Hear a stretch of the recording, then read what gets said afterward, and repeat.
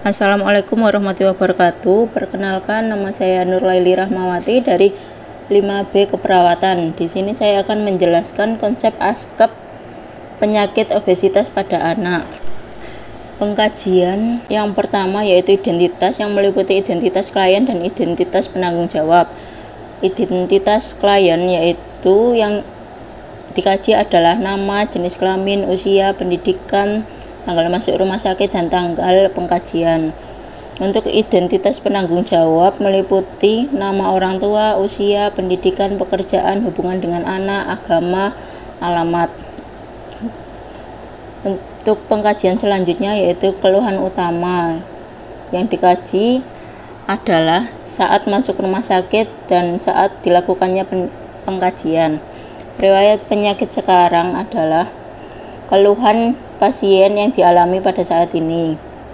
Riwayat penyakit dahulu yaitu kaji apakah pasien sudah pernah dibawa ke rumah sakit atau belum. Untuk riwayat penyakit keluarga, kaji apakah di antara keluarga mengalami penyakit tersebut. Untuk riwayat psikososial spiritual yaitu kaji kemampuan interaksi sosial, ketaatan, doa, dan kepercayaan. Pengkajian selanjutnya riwayat tumbuh kembang, riwayat imunisasi minimal pasien mendapat imunisasi dasar. Pengkajian selanjutnya pola kebiasaan pemeliharaan kesehatan sebelum masuk rumah sakit dan saat masuk rumah sakit, yang meliputi nutrisi, istirahat, aktivitas, eliminasi, dan personal hygiene. Untuk pengkajian fisiknya yaitu dikaji keadaan umumnya, dan untuk pemeriksaan fisik yaitu dikaji mata, kepala, mata, hidung, mulut, telinga, leher, dada, dilakukan inspeksi, palpasi, perkusi, dan auskultasi. Untuk bagian perut juga dilakukan inspeksi, palpasi, perkusi, dan auskultasi, dan dilakukan pengkajian pada genitalia dan ekstremitas.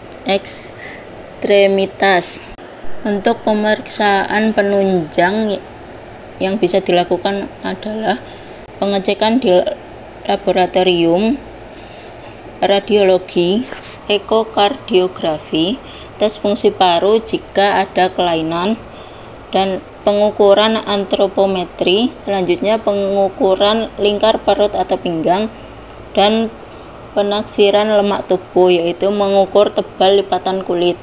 Untuk terapi yang diberikan adalah terapi konsultasi, terapi nutrisi, dan terapi akupuntur.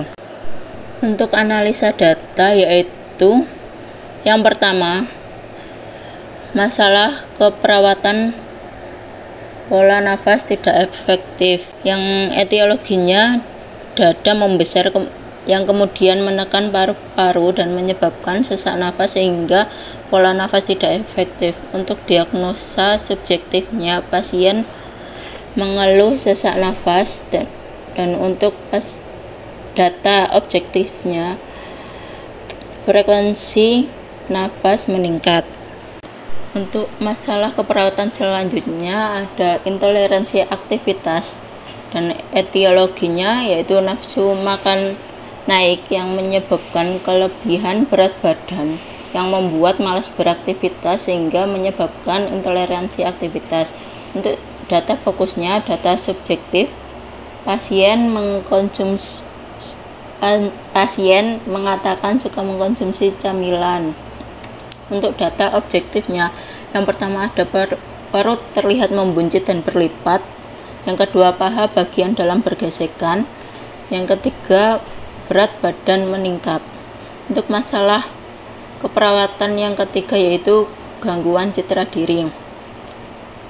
Untuk etiologinya berat badan meningkat sehingga penampakan berat badan berlebihan yang membuat malu dan tidak percaya diri sehingga menyebabkan gangguan citra tubuh. Untuk data fokusnya data subjektif, pasien mengatakan tidak percaya diri dengan keadaannya. Data objektif, perubahan bentuk tubuh seperti pipi tembem, perut berlipat, paha membesar.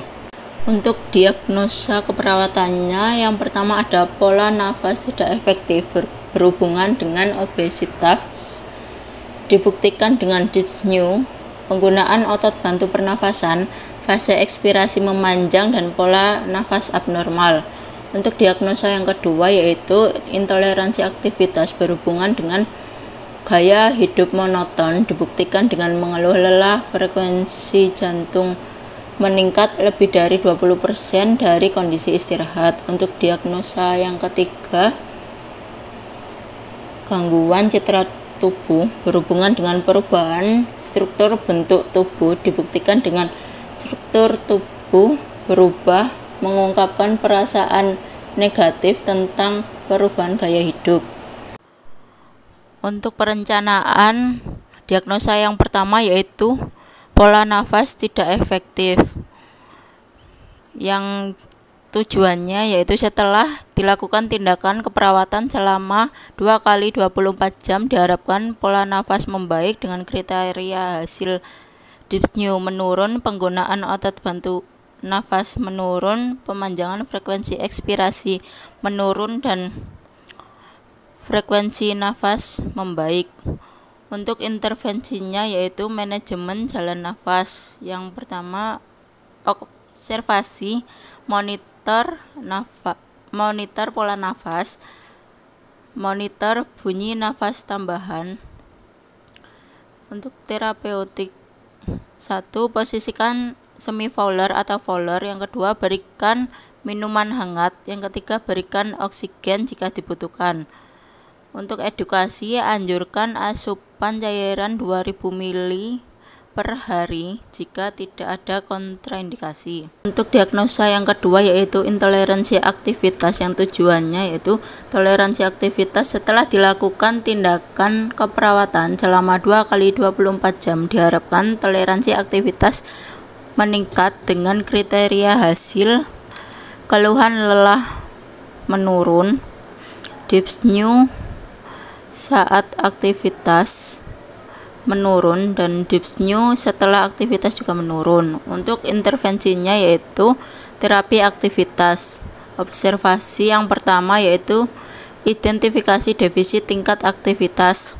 Yang kedua, identifikasi makna aktivitas rutin. Untuk terapeutiknya yang pertama, sepakati komitmen untuk meningkatkan frekuensi dan rentang aktivitas. Yang kedua, fasilitasi aktivitas pengganti saat mengalami keterbatasan waktu, energi, atau gerak. Tingkat aktivitas fisik untuk memelihara berat badan. Yang keempat, fasilitasi mengembangkan motivasi dan penguatan diri. Yang kelima, fasilitasi pasien dan keluarga memantau kemajuan sendiri untuk mencapai tujuan. Dan yang keenam, jadwalkan aktivitas dalam rutinitas sehari-hari. Selanjutnya, edukasi, ajarkan cara melakukan aktivitas yang dipilih. Untuk diagnosa yang ketiga yaitu gangguan citra tubuh, yang tujuannya setelah dilakukan tindakan keperawatan selama 2 kali 24 jam diharapkan citra tubuh meningkat dengan kriteria hasil melihat tubuh membaik, verbalisasi perasaan negatif tentang perubahan tubuh membaik, verbalisasi kekhawatiran pada penolakan atau reaksi orang lain membaik, dan verbalisasi perubahan gaya hidup menurun, dan fokus pada penampilan masa lalu menurun. Untuk intervensinya yaitu promosi coping. Observasi yang pertama, identifikasi jangka pendek dan jangka panjang sesuai tujuan. Yang kedua, identifikasi kemampuan yang dimiliki, identifikasi metode penyelesaian masalah. Untuk terapeutik, yang pertama, gunakan pendekatan yang tenang dan meyakinkan. Yang kedua, diskusikan alasan mengkritik diri sendiri. Yang ketiga, fasilitasi dalam memperoleh informasi yang dibutuhkan. Yang keempat, berikan pilihan realistis mengenai aspek-aspek tertentu dalam perawatan. Yang kelima, tinjau kembali kemampuan dalam pengambilan keputusan.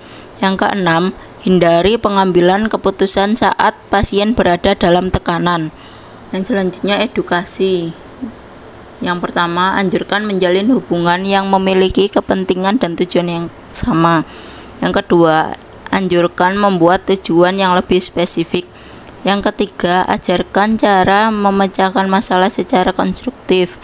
Yang keempat, latih mengembangkan penilaian objektif. Demikian yang dapat saya sampaikan. Apabila ada salah kata, saya mohon maaf. Terima kasih. Wassalamualaikum warahmatullahi wabarakatuh.